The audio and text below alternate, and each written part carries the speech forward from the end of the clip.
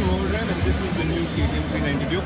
Let's quickly run over the spec sheet before we go into the actual motorcycle. Let me just zoom into that. So it remains a 373cc engine, it will still be a 44 PS motor. There is a slight change of gearing if my memory serves, but I would not be too confident about that. It's got ride-by-wire, the Bosch EMS, and on the suspension side, on the chassis side, it's got the WP 43mm forks. That's the same size, but these are split function forks. That's a fairly substantial change. The brakes are now a 320mm unit. It's got 2-channel ABS as it was, and the curb weight now is 149 kilos without fuel. Don't miss the fact that the fuel tank has actually grown, is 13.4 liters. Now let's go back to the bike. Let me start with what's very similar. So visually, if you look, these are the same indicators as before. If you watch our Husqvarna video, you'll see the actual adjustable levers that come standard now. These are the power parts. Grips, mind you very strongly of the grips that came with the RC. I don't think that has changed. This set of switchgear, I think, is optional. It comes free if you purchase for the My Ride package, and otherwise you do not get this set of buttons here. This side, the switchgear is the same as before. Again, I would not be distracted by that. That's probably a power part, as is the brake lever guard. But the big change is this new TFT display. It's color, it's standard. The green part where the phone display was, that's part of the My Ride system, and that's optional, but the rest of it works like this. So you get the basic displays here. It's a very bright tacho, fuel gauge and coolant, speedos, and the warning lights on both sides. But everything else seems to have changed because this is a new set of triple trams, this is a new set of handlebars. The key is actually here. It's very bright, so you can see it. That's it.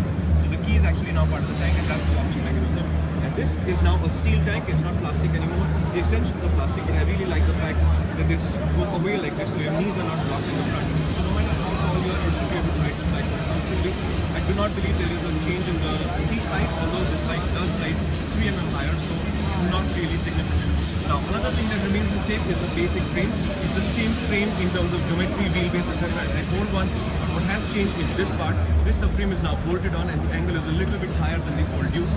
And again, if you see the Husqvarna video, you'll realize the utility of it, because they use a subframe which is similar to this in look, but it's a different angle, which creates the distinctive look of this part in the window. What else has changed? Well, here more or less everything remains the same. You can see the swing arm, the tires, the rims remain the same. Suspension, I believe, has been retuned, but I don't have details. But they are more sophisticated units than before. A KTM official yesterday said the suspension will make the biggest difference, and that starts here at the front end. These are split function forks. That means one leg has rebound, one leg has compression, still 43mm units. And you can see here in the front mudguard, there's a lot more detailing on it. You've already seen the LED headlamp in spy shots all over our website.